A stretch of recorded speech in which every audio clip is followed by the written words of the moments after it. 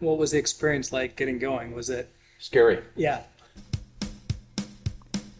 If you've got a bit of gout, then you need a heavy stout. And if your mash turns out of order, then you need a tasty porter. Let's just make one thing clear, we're just talking beer here. Let's all share some beer, cheers. Let's all drink some beer. Here I am today with Manuel and Erica Baca, the owners of the Coal Mine Brewing Company. It's a great little brewery here in the Ken Caryl neighborhood of Littleton, between Kipling and Wadsworth on Coal Mine Avenue. Obviously the namesake for their brewery. And they were generous enough to agree to spend some time today talking about their experience running their brewery since 2018. So, hi guys. Hi. Hello. Hey, thanks again. So if you don't mind, just like to get to know you guys a little bit more. Where'd you guys grow up? I am a native of Colorado.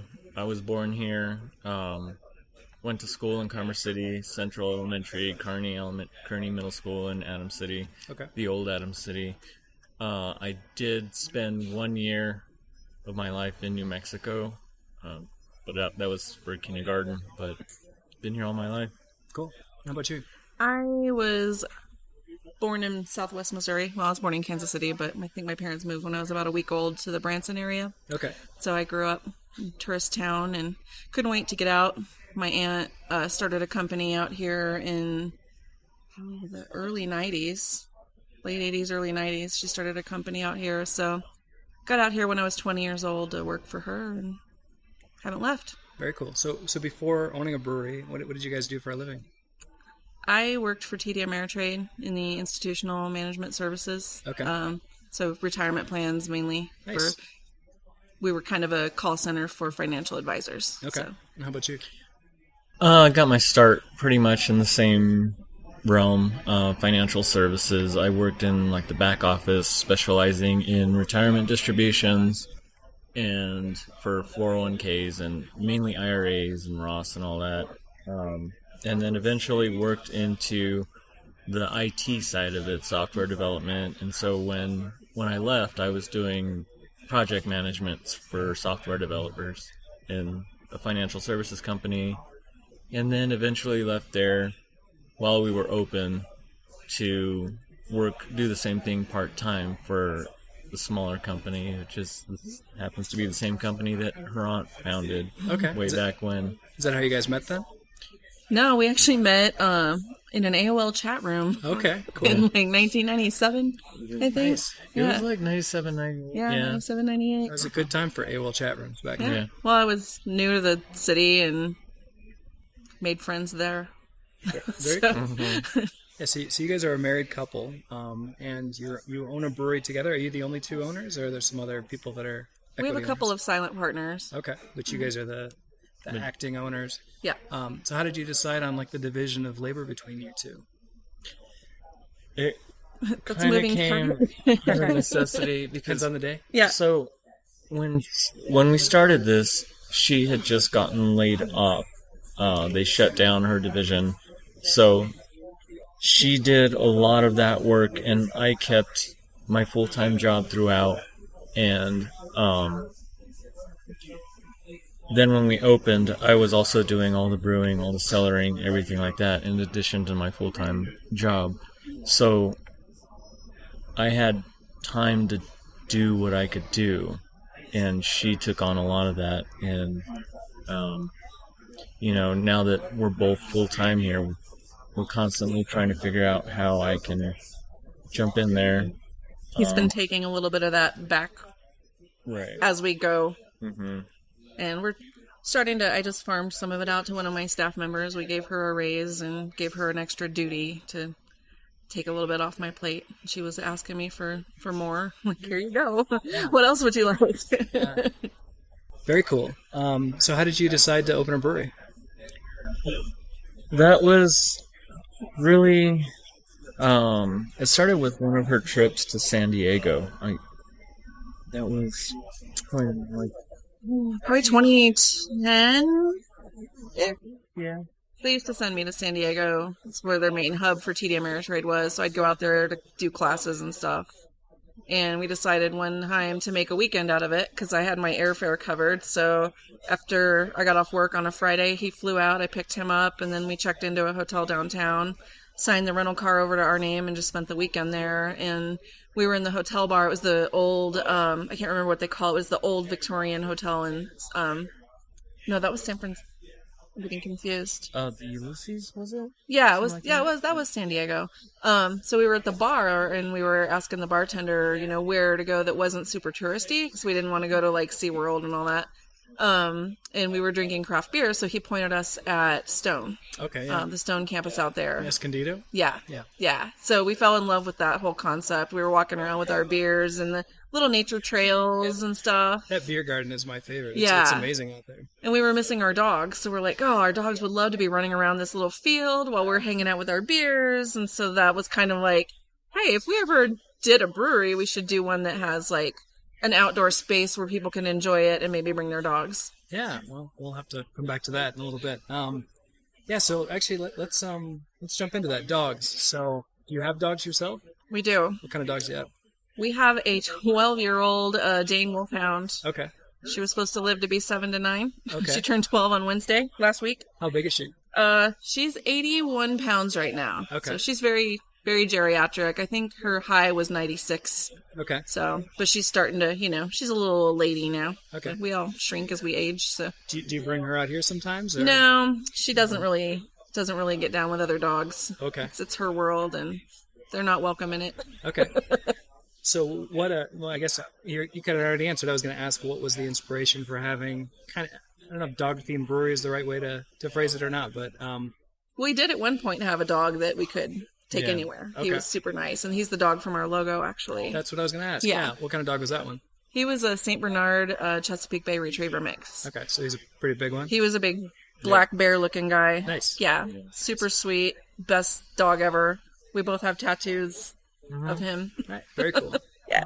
A couple, actually. Yeah, and do you know of any other breweries that have a similar, dog run or dog park? As far as I know, we're still the only... Well, I can't say that anymore.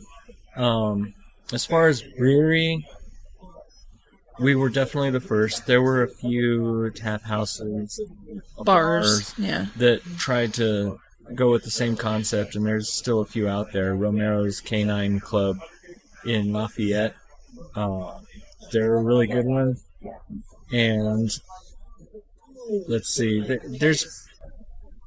there's a couple that I can't think of, but... New Terrain is frequently cited as having a dog park because the Tony Gramscis dog park is right next door. Okay. But I don't think you can take beer over there. Yeah. So, as far as we know, we're the only craft, production brewery that has a dedicated off-leash dog space. Right. I think there is a dog park, with a bar downtown that I've seen before. I'd have to look up where it was, but this is the only brewery that I can think of that has a spot like this. I've heard of one that opened fairly recently. But, as far as everything that's produced and to have the dog park concept, this is, I think we're still probably the only one, at least in the state. There may be a few that have popped out throughout the country. We met those people at GABF a couple years ago. I think they were outside of Topeka. And they had 11 acres, which is our original fantasy, was to have all this property, right? Have a farm brewery kind of thing? Pretty much, yeah. Or basically take Chatfield Dog Park and drop a brewery in the middle of it. Yeah. But they were going to fence it in, and I don't know if they ever went for it. I think it was called the Happy Basset. Shout out to those guys. Yeah. Very That cool. was it, yeah. Yeah.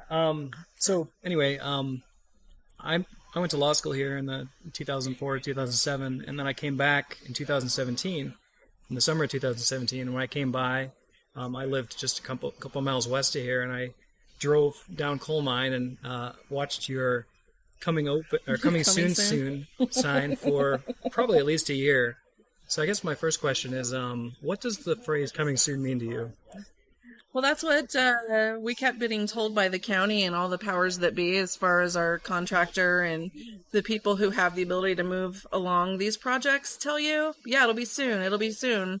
And then soon comes, and then they find another problem, and you start that clock back over from the beginning. Right, So, right. yeah. There's no way to tell how long it's going to open, but the last few businesses I've seen open, especially kind of in this general area, have taken a couple years. Really? Like Moxiecello, it took them way longer to open. It's not a quick thing. I think the only brewery I've ever heard of that had an easy opening was the what's the one in South Park Brewing in Fairplay? Oh yeah, because the town wanted them there and everything like. And it was this weird window with the TTB licensing where, because those usually take weeks and weeks. It took them like under 2 weeks, I think, to get there, just for some magical reason. And then just everything just fell into place for them. But, good for them. Yeah.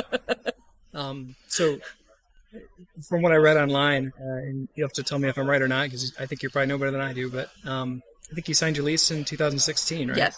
And so you had a couple of years there where you were struggling to jump through some hoops, and can you talk a little bit about that timeline and what that looked like? That was a very rough couple of years. Well, 8 months of that we had abatement from our landlord. Yeah. So we had 8 months of free rent.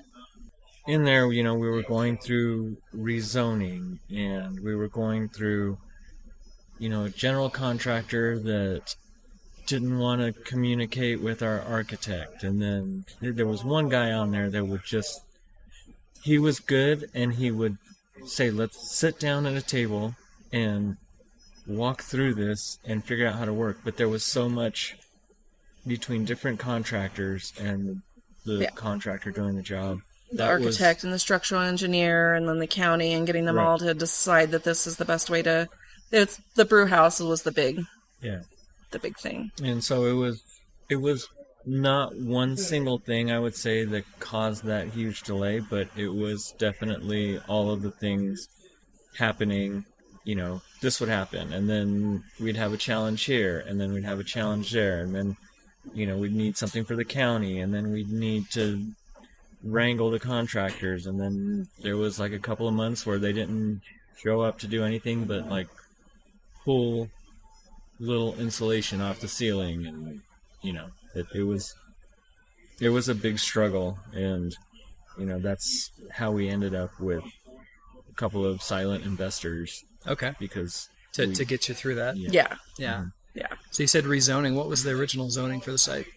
Well, the last business that was in here was a Montessori daycare, but the site was zoned for that, as like a lot of other things, but the closest we could get for our use was a brew pub or tavern. Right. Which means you have to have a kitchen of some kind. Right. Which means no dogs anywhere on the property. Okay. So we danced around with that, trying to figure out if there was a loophole, do we just get a pizza oven? Does that satisfy it? But then we don't want to have to deal with all that. And just trying to find a way to make a new business concept fit in to an existing platform. And I think my biggest frustration with a lot of this was with dealing with the county. So for anybody that's kind of embarking on this, my experience was the county has this book of rules somewhere that says what you can and can't do. And this is zoning, or this is... Zoning, yeah. And they're not going to tell you what that is. You just have to submit what you're trying to do, and then they'll let you know if it's right or wrong. But they don't care that you're paying your architect, your contractor, and your structural engineer $2,500 each every time to redo these plans. Oh, yeah. So I don't even have the math on that, but we had 3 sets of plans drawn up probably at least 8 times at, $2,500 each, So that was extremely frustrating because no one can tell you up front what they want, but they'll tell you when you're wrong. So what's the square footage of the indoor space here? Our unit is 47, yeah. Okay. 100. And just for the listener, your brewing area is kind of cut out in the middle here, which is kind of unique. I don't know if I've ever seen another brewery that's quite like this. Was this the original design, or was this... Not at all. Okay. No. So I have seen another brewery. We were actually just at one last week that has a similar setup. It's not right in the middle, but westbound and down, sure, up in Idaho Springs, yep, they've got a sunken brew house, same as us. But this all came out of the soil in the area is really bad. It's got a lot of clay in it. This floor isn't thick enough to support the equipment. Really? So the whole building is, from what I understand, is on a floating slab, so up above ground level, and that floating slab wasn't enough to support our tanks when they were full. So through having engineers out here, we had two options. We could either have it supported from below, and that would require a lot of manual crawling underneath and putting support beams and all that kind of stuff, or we could cut it out, amend the soil, put thick concrete with a lot of rebar in there, and do it that way, and that would support it. And that was actually the lesser of the options as far as expense goes. Yeah. So we went with that. And I think that slab was, what, $50,000 just for the floor? Wow. So, well, 80 if you count the soil amendment, because we had to bring a soil company out to test for bentonite. They found the bentonite, and then they came in and did I think mediation's probably the wrong word. I think they call it amendment? Yeah, soil amendment. Okay. So they put a chemical in there that basically neutralized. Locks the soil down so it doesn't move as much. Mm-hmm. Yeah. Okay. So it's a very expensive floor. We always knew that we wanted our production area to be visible, because when we go into a brewery and we see everything, we know that we're in a brewery. Versus if it's hidden, it feels more like a bar or that kind of thing. So we knew that we wanted that to be visible. We just didn't realize that it was going to be to this extreme. Right. Are there any benefits to the way that it turned out? No. No. There's not. So we can't get a forklift in here because the normal floor won't support it. Okay. And when we're brewing, I'm basically, when I pick up grain, we're walking it down the stairs to store it. Yeah. And then when we're graining out, we're putting it in tubs, walking it up the stairs, putting it in a blue plastic bin, and then rolling that out. Is it all just stored in the cooler area down there, or do you store a lot of the ingredients and whatnot? Where do you store everything? All his grain is on these shelves. Oh, just on the shelves right there. Yeah. Okay. And because of the limited space that we have, I can't take advantage of certain malting companies. They have, you get a break if you order a pallet of grain at a time. Sure. So there's a lot of that I can't take advantage of. There are a few companies out there. So BSG is the big one in the area. Sure. I can always go out there and pick it up. I'm usually picking up usually 1 to 3 batches ahead of time. Enough to do that many brews. There's also Mountain Malt. They'll deliver, and they've been really great for us. They don't have minimums to get their price breaks or anything like that. So I really like them. But there's a lot of disadvantages to it. But you're making the best of it. And I do like how hands-on our system is. What's your system, if you don't mind? It's a 7-barrel system. Mm-hmm. We have a horizontal mash tun. Okay. It's all custom. There's no name. We didn't buy it as one thing. It's been created. Kind of. Yeah. Yeah. So that's a custom-made mash tun out of an old dairy tank.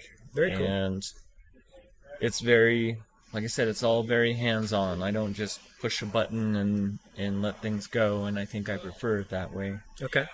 It just feels more like you're actually creating something than just setting something to go. I've brewed at Blue Moon in Rhino before, and they have a really big, cool, state-of-the-art, very impressive, I think it's a 30-barrel system there, with the catwalks and stuff, and it's fun, but you're just like, you push a button, and then the water dumps in, and you push another button, and the grain auger starts, and the only thing we physically touched was the hops.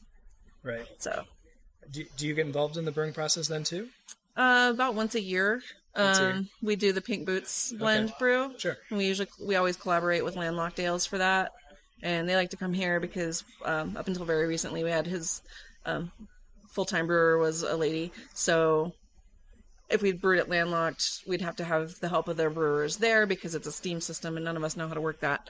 So we do it here, and it's kind of a fun day. But other than that, no, I've got a lot going on in my own admin, legal, HR stuff. Yeah, for sure. I run my own small business, and not nearly as complicated as what you guys do, but I can certainly empathize with all of the, all the different hats you have to wear given the, situation. So, but if we could go back to 2016, would there still be a brewery here if you could go back and, go back to where you were? If I could take the knowledge we have now, yeah, absolutely. Okay. Yeah. So what kind of knowledge do you feel like you've gained that you could have used back then? Well, I have a better understanding of the zoning process. That was delayed because of our lack of understanding of how that all worked. Sure. And then, Jefferson County has better things to do than constantly harass us about where we are with the process. So I cost us, I think, 3 months on that, not understanding what the next step was.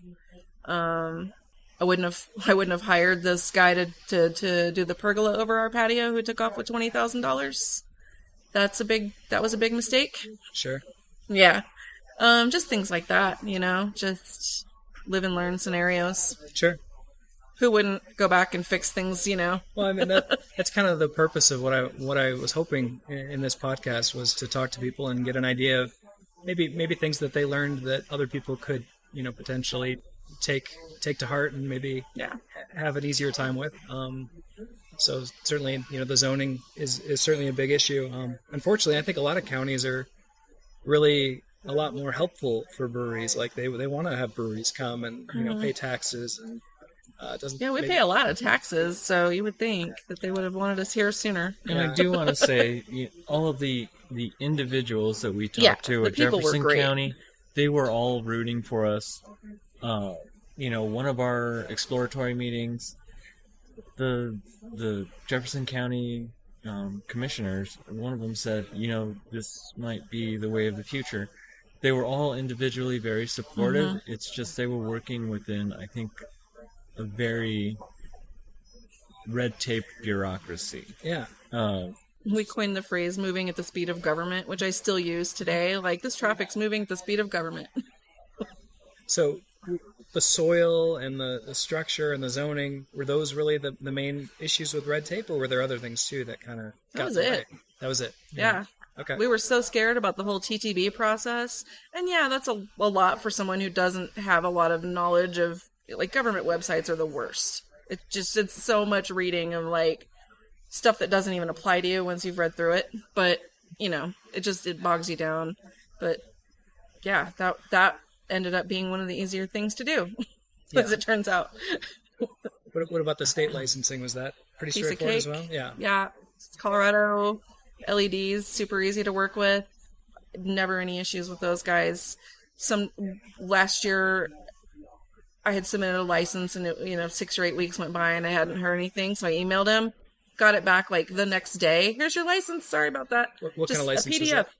It was, I can't remember if it was our manufacturing. So we have 3 licenses. We have the malt production, we have the manufacturing, and then we have the sales room. Sure. So it was one of those. I Yeah. don't remember which one it was. The sales room. Here you go. I believe the sales room deals more with the local government that I guess Jefferson County probably had some sort of a hand in that when you were going through that process. But and also we were the first brewery in unincorporated Jefferson County, so we're the first people that they had to deal with. You're kidding. This. And then you throw at them county. The dog park aspect of it. Yeah. Well, all the other ones, Jefferson County. Okay. There's other breweries in Jefferson County, but they're in cities. Sure. Yeah. So the cities were handling all of the minutia of the licensing and all that. We're the first one that the county had to deal with directly. And how many are just in the few miles from here now? There's what? Blue Spruce is our close. Well, Blue Spruce and Green Mountain are tied as our closest. Okay. I think they're both just under 3 miles away. Okay. And then Locavore is the next closest. Sure. And then Zymos after them. There's a brew pub just off 470 in Ken Caryl too. What's that one now? That's Blue Spruce, the one that's kind of back. No, it's like a huge building. It'll come to me in a minute, but they have a spot. You're talking about Lariat Lodge. Yeah. Oh yeah, Lariat Lodge. Yeah. Yeah. Okay. Yeah. So Yeah, they're a little further. You made their life a little bit easier, probably going through what you went through. Well, Blue Spruce, Hopefully. when they opened that location that's down on Kipling, they opened as a brew pub. So this was something a lot more familiar to. Yeah, they have a full kitchen, County. right? Yeah. Yeah. And that's their second location. Right? That's their second location. Centennial, is that right? I believe so. Yeah. And for us, we were the first, quote, manufacturing brewery with a tasting room that they had to deal with directly. Got it. And, Green Mountain there in Lakewood, I believe. And then Locavore is in the city of Littleton, so. I mean, what I'm hearing is that the two of you have a lot of ability to persevere through 2 years of, I'm sure was confidence-shattering hurdle one after another, and you got through the other side of it. And since then, how have things been going? A little bit smoother, or? Well, about a year after we opened, we had this pandemic. Oh yeah, I heard about that. So that shut us right back down, as we started kind of gaining steam. In your business model, you don't distribute at all. Not at all. So really, in-person, tasting room is your lifeblood. That was it. Yep. So I got really good at figuring out PPP loans and the what was the other one? The EIDL. EIDL. I got in on the SBA loan, which actually overall the pandemic really hurt us. So I don't want to say oh, it's great. Yeah. But getting that SBA loan was nice because I was able to restructure some of our debt and take off, because we were paying $4,000 a month in loan payments. And we had about $6,000 a month coming in sales. And I still have to pay people to be here. And so I was able to restructure some of our debt through doing that and get a 30-year fixed rate. And I had a balloon payment coming up in 2025 that I just didn't know what I was going to do with otherwise, but it was the only way we could get the business off the ground. We had to take this loan option, and it wasn't the best deal for us, but it was our last chance. We were out of money. We had all this extra construction time and, a year and a half of extra rent that we had to pay and all that. So that actually helped out a lot. I think it made me, in general, a stronger person. Sure. It was really the most difficult time to work, though, just with all the restrictions and having to get up every morning, look at the county website. Are we allowed to be open today or not? Can we let people inside or not? How many people can we have if we let them inside? How far do the tables have? So just resetting the tap room, if we were allowed to have people in, figuring out which of my staff could work. A lot of them have little kids and sick parents. Some people didn't want to work and they furloughed, and so we just paid them. We kept everybody employed through the whole thing. It wasn't easy. Nobody got paid well, but we all made it through. And, we did it. But luckily, we'd been open for about a year and almost a year and a half, I think. And we had built up the regulars that we thought we would get opening a tap room in this area. Yeah. We really wanted to be that community local hangout spot. We're not just a turn and burn, business trying to get people in and out. So we had fostered the relationships with enough people that they were coming up, and we had this roll-up window that we were just serving beers, and we'd have them walk up this way, and then we'd have them walk out back through the dog park, so everybody stayed 6 feet apart. Oh, yeah. And we just would open for a few hours a day. We tried delivery briefly. I had one lady that ordered from us. I think I had maybe 8 customers get home delivery. Right. One of them was regularly.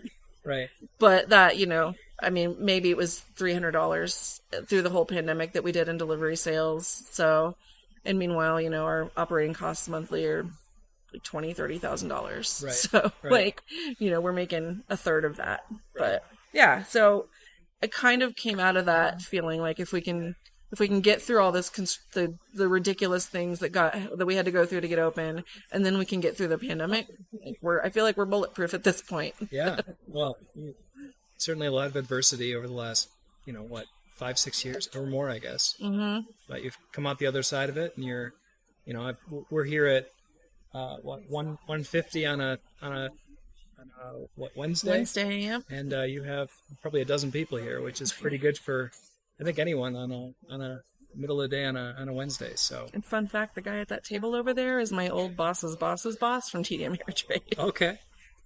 Cool. Mm-hmm. Yeah, he was like the big the highest level that we had locally. Okay. Nice. Yeah, so it's kind of fun to have Good customer. somebody I used to be so far under coming into my business. Very cool. Yes, we talked a little bit about, maybe what you would do differently. What would you say that you did really well that maybe you would recommend that other people consider? I feel like we took a lot of time to develop our business plan, and we talked to a lot of other brewery owners were very helpful.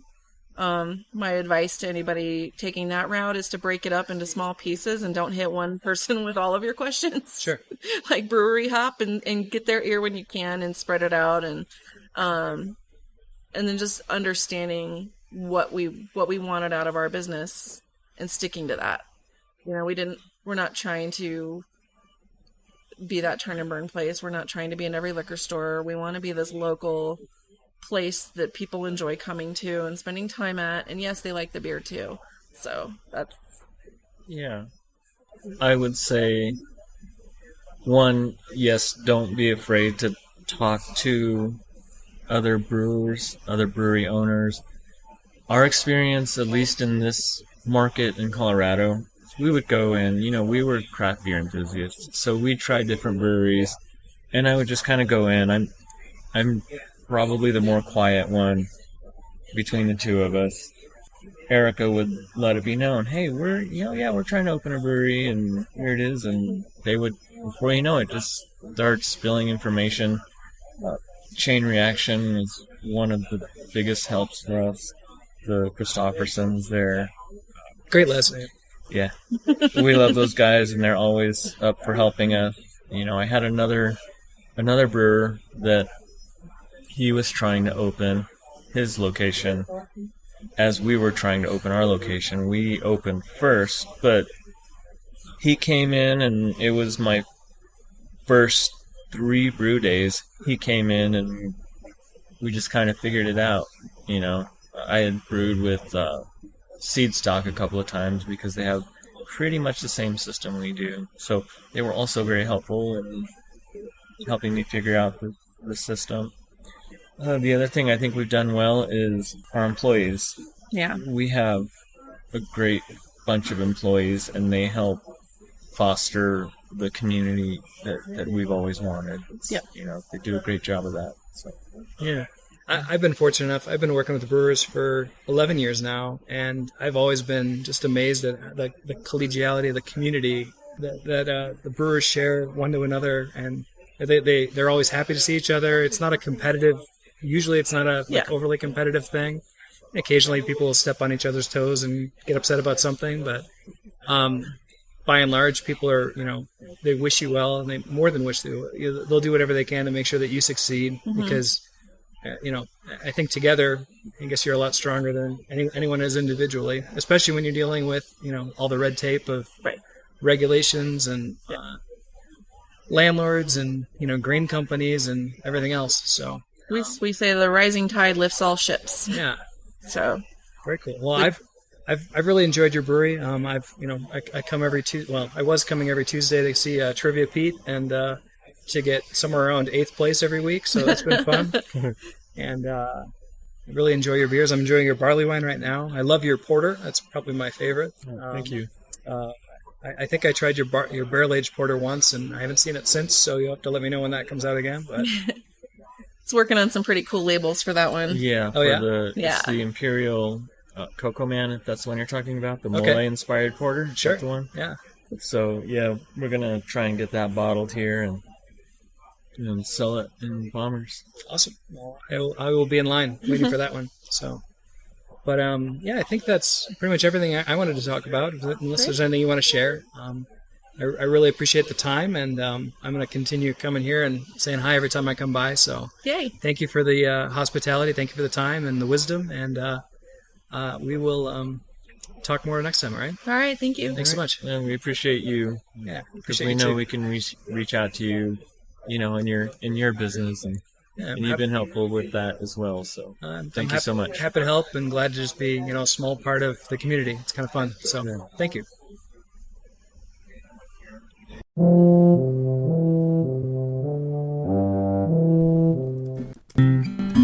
Well, Well, that concludes my interview with Manuel and Erica Baca at Coal Mine Brewing Company. I'm really impressed by their ability to not only persevere through one challenge after another, but thrive. It's clear to me that resilience is an invaluable quality for a brewery owner.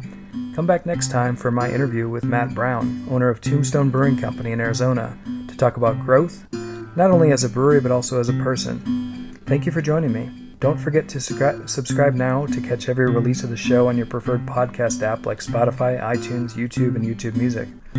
Follow us on Instagram at dothisnotthat.brew. Again, with our handle, dothisnotthat.brew. I'll see you next time. If you're here to hear a tale, then you need a pint of ale.